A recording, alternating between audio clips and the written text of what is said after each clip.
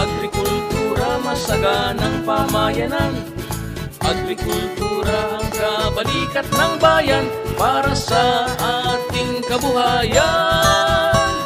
Agri sa agrikultura, may kinabukasan kay ganda.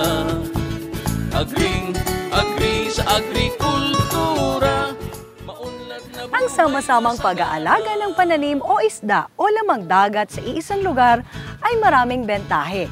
Ang paraang ito ay nagbibigay sa mga mamimili ng higit na pagpipiliang produkto, mas epesyenteng ipatupad, mas mabuti sa kapaligiran, at sustainableng produksyon at kita.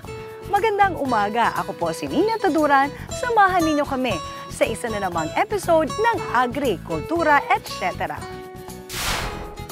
Ngayong Sabado, magtungo tayo sa Bataan at kumustahin ang polyculture fishery sa Orani. Sa parte po ng LGUs, ang nagiging namin, nagbibigay kami, nag-extend kami ng mga technical assistance sa pag ng water parameters, tinuturoan namin yung mga fish pond operators, lalo na yung sabi nga nila, ay kulang sila ng kaalaman nung araw. Kaya ngayon, mas maganda ang kanilang ani dahil sa mga technical assistance na pinoprovide. Kilalanin ang tagapangasiwa ng isang malaking polyculture fisheries farm. Gusto ko lang po yung plano ko po, makatulong na lang po dito sa mga kapaligiran ko, maging malinis yung kapaligiran dito sa mga ibang palaisdaan na hindi ko sakop, at makatulong po ako sa mga taong nasa kapaligid sa akin. Alamin kung paano iluto ang buko palabok.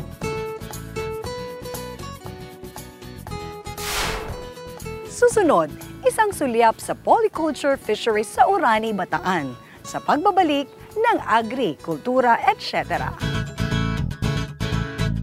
Agrikultura ang susi sa kaunlaran. Agrikultura, masaganang pamayanan.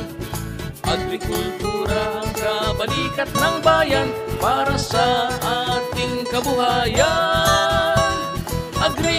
Agri sa